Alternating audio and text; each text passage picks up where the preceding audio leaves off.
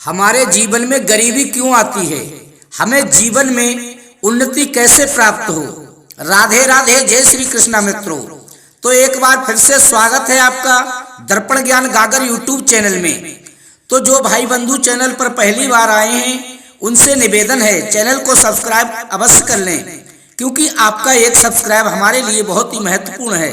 तो बने रहिए बिना स्किप किए हमारी वीडियो के अंत तक। दोस्तों, ये बात 100% सत्य है कि कोई भी मनुष्य गरीब नहीं होता।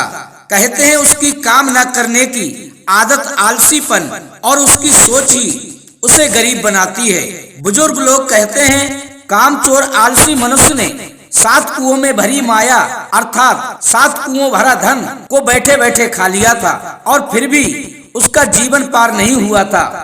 इसके बाद भी उसका जीवन गरीबी में ही बीता था। इसलिए बंधुओं, मैं तो यही कहूंगा, खाली बैठकर समय गुजारने से हमारा गुजारा नहीं होने वाला और हमारी जीवन नैया पार नहीं होने वाली, क्योंकि मनुष्य की सोच ही उसे गरीब बनाती है। क्योंकि जो मनुष्य जिस प्रकार जितनी बड़ी सोच रखता है उसे उतनी ही बड़ी सफलता प्राप्त होती है। इंसानों की सोच में बस इतना सा ही अंतर होता है कि कोई इंसान खुली आंखों से सपना देखता है तो कोई बंद आंखों से, क्योंकि सपना तो हर मनुष्य देखता है, लेकिन सपने वही सच कर पाते हैं जिनके इरादे मजबूत होते हैं और कुछ कर गुजरने का जज्बा होता है। और जिनका कोई लक्ष्य नहीं होता, लक्ष्य विहीन होते हैं, वो जीवन भर इधर उधर भटकने के सिवा कुछ कर नहीं पाते बंधुओं। तो आइए मित्रों, समझते हैं कि कहानी के माध्यम से। दोस्तों, एक समय की बात है, एक गुरु और शिष्य साथ साथ कहीं जा रहे थे। चलते चलते वे एक बहुत बड़े खेत के पास पहुंचे।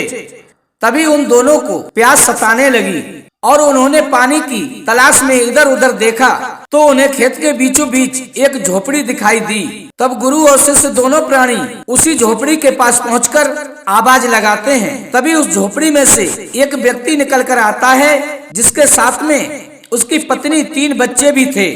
उन सभी ने बहुत ही फटे पुराने वस्त्र पहन रखे थे। तभी वो गुरुजी उस व्यक्ति से विनम्र आवाज में कहते हैं, क्या हमें पीने के लिए थोड़ा जल प्रदान करेंगे? तो वह व्यक्ति अंदर से तुरंत ही जल लेकर के आता है बंधुओं, जिसे ग्रहण कर गुरु शिष्य अपनी प्यास बुझाते हैं। पानी पीने के बाद गुरुजी उस व्यक्ति से कहते हैं कि आपका खेत तो काफी बड़ा है, पर इसमें कोई फसल क्यों नहीं है? आप लोगों का भरण पोषण कैसे होता है? इतना बड़ा खेत और खाली पड़ा है। तब गुरुजी की बात सुनकर वह व्यक्ति कहता है, महाराज जी, हमारे पास एक भैंस है जो काफी दूध देती है। वही दूध बेचकर उन्हीं पैसों से हम अपने परिवार का पालन पोषण करते हैं और अपना जीवन व्यतीत करता हूँ और मैं इसी में संतुष्ट हूँ। तब गुरुजी ने उसे समझाते हुए कहा कि बेटा, अधिक संतोषी मनुष्य आने वाले समय में कंगाल व निकम्मा हो जाता है, इसलिए अधिक संतोष मनुष्य के लिए हितकर नहीं है। तो बंधुओं, इसी तरह बातों ही बातों में शाम हो जाती है। तब गुरुजी ने सोचा कि आज की रात हम यहीं रुक जाते हैं। तभी गुरुजी ने उस व्यक्ति से कहा कि भैया, हमें एक रात काटने का आश्रय दे दीजिए। तब वह व्यक्ति उन दोनों गुरु शिष्यों को रुकने की अनुमति दे देता है बंधुओं, और भोजन करने के बाद वे दोनों रात्रि में वहीं विश्राम करने लगते हैं। आधी रात बीत चुकी थी। तभी गुरुजी नींद से जागते हैं और अपने शिष्य के कान में धीरे से कहते हैं कि उठो शिष्य, अब हमें यहाँ से चलना चाहिए और इस व्यक्ति की भैंस को खोलकर अपने साथ ले चलते हैं और जंगल में ले जाकर छोड़ देंगे। गुरुजी के मुख से ऐसी बात सुनकर उसके शिष्य को ये विश्वास नहीं हो रहा था कि ये वही गुरुजी हैं जो इतना ज्ञान व उपदेश दिया करते थे, और आज ये स्वयं इस दीन गरीब के साथ इतना गलत करने को बोल रहे हैं। इस बेचारे का तो परिवार पालने का यही एक सहारा है, और गुरुजी कह रहे हैं इस भैंस को खोलकर ले जाकर चलो जंगल में छोड़ देते हैं। वह शिष्य अपने मन में ये सोच विचार तो करता रहा, लेकिन गुरु की आज्ञा थी, वह बेचारा कर भी क्या सकता था। और वे गुरु शिष्य भैंस खोलकर जंगल की ओर चले जाते हैं और जंगल में पहुंचकर उस भैंस को ऐसी जगह छोड़ते हैं जहाँ से वह वापस ना आ सके। इसके बाद वे गुरु और शिष्य वहाँ से चले जाते हैं बंधुओं। परंतु शिष्य के मन में ये बात हमेशा कांटे की तरह चुभती रहती है कि गुरुजी ने एक परिवार का सहारा उससे दूर कर दिया, ऐसा उन्होंने क्यों किया। ये बात वह अभी तक नहीं समझ पा रहा था, जबकि इस बात को हुए लगभग 10-11 वर्ष बीत चुके थे और उस शिष्य को बहुत बड़ा गुरु का पद प्राप्त होता है। तभी उसके मन में विचार आता है कि क्यों ना उस व्यक्ति से मिला जाए जिसकी भैंस हम जंगल में छोड़कर आए थे, क्यों ना उसके पास जाकर उसकी आर्थिक मदद की जाए। यह विचार करके वह शिष्य उससे मिलने को चल दिया और कुछ ही समय में उस व्यक्ति के पास पहुंच गया। लेकिन वहां का दृश्य देखकर वह एकदम आश्चर्य में पड़ गया बंधुओं, क्योंकि अब उस खेत में बहुत सारे फलदार वृक्ष थे।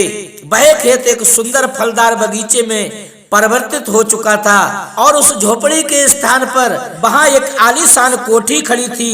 ये सब देखकर वह शिष्य अपने मन में विचार करने लगा कि हो सकता है भैंस चली जाने के बाद वह व्यक्ति अपना ये खेत किसी को बेच दिया हो और उसने ये बगीचा और कोठी बनवाई हो जिसने ये खेत खरीदा है। और ये सोचते हुए वह शिष्य वहां से लौटने लगता है बंधुओं। तभी उसे रास्ते में वही व्यक्ति मिल जाता है जिसकी गुरु शिष्य ने भैंस खोलकर जंगल में छोड़ दी थी। कि शायद आप मुझे नहीं पहचानते हो, लेकिन कई वर्षों पहले मैं अपने गुरुजी के साथ आपसे मिला था। तब वह व्यक्ति बोला, मैं आपको कैसे भूल सकता हूँ, लेकिन आप तो उस दिन मेरे यहाँ से रात्रि में ही बिना बताए ही चले गए थे और उसी रात हमारी भैंस भी न जाने कहाँ चली गई थी, जो आज तक नहीं मिली। कुछ दिन तो मैं बहुत परेशान रहा, कुछ समझ में नहीं आ रहा था कि अब मैं क्या करें, परिवार का पेट कैसे पालें, लेकिन जीने के लिए कुछ न कुछ तो करना जरूरी था। सो मैंने जंगल से लकड़ी काटकर बेचने का धंधा शुरू कर दिया और लकड़ियां बेचकर जो भी पैसे मुझे मिले उनसे मैंने खाद और बीज लाकर अपने इस खेत में फसल तैयार की। फसल की पैदावार बहुत अच्छी हुई, उसको मैंने मंडी में बेचकर पैसे इकट्ठे किए और अच्छे अच्छे फलदार वृक्ष शहर से लाकर अपने खेत में लगा दिए। धीरे धीरे वह पेड़ बड़े होने लगे। इस प्रकार मेरे उस खेत में एक बहुत बड़ा बगीचा तैयार हो गया और उस बगीचे में धीरे धीरे फल आने लगे। बगीचों में फलों की पैदावार बहुत अच्छी होने लगी और मैंने फलों का व्यापार शुरू कर दिया और आज मैं फल बेचने वाला सबसे बड़ा व्यापारी बन गया हूँ। लेकिन ये सब कुछ कभी नहीं हो पाता अगर वह भैंस यहाँ से नहीं गई होती, क्योंकि उसी भैंस के कारण मैं कोई दूसरा कार्य करना ही नहीं चाहता था। मैं जरूरत से अधिक संतोष करने लगा था और मेरे अत्यधिक संतोष ने मुझे निकम्मा और आलसी बना दिया था। उस भैंस के जाने के बाद मैंने कार्य का दूसरा रास्ता चुना जिससे मैं पैसे कमाकर आमदनी बढ़ा सकूं और आज मैं कार्य का रास्ता बदलकर अच्छे पैसे कमाकर खुश हूं और शहर का सबसे बड़ा फलों का थोक विक्रेता हूं। ये बात सुनकर शिष्य कहता है, ये कार्य तो तुम पहले भी कर सकते थे पर तुमने नहीं किया।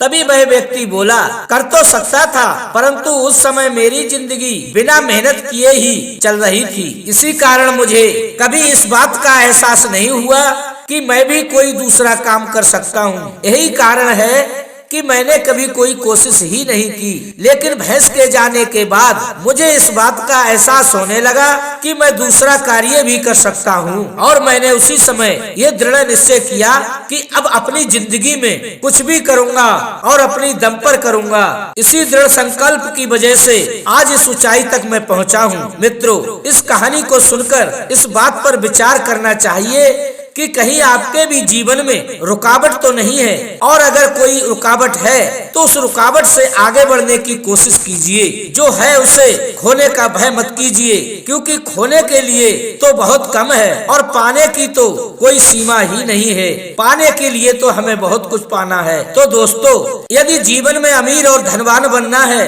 तो आलस्य का त्याग कर अपनी सोच बदलो। कुछ कर गुजरने का जज्बा और ऊंची सोच ही मनुष्य को बुलंदी तक पहुंचाती है। तो दोस्तों, यदि आपको हमारी ये वीडियो पसंद आई हो तो लाइक शेयर कर कमेंट में राधे राधे जय श्री कृष्ण अवश्य लिखें और चैनल को सब्सक्राइब कर हमारे मनोबल को अवश्य बढ़ाएं। इसी के साथ बंधुओं, राधे राधे जय श्री कृष्ण दोस्तों।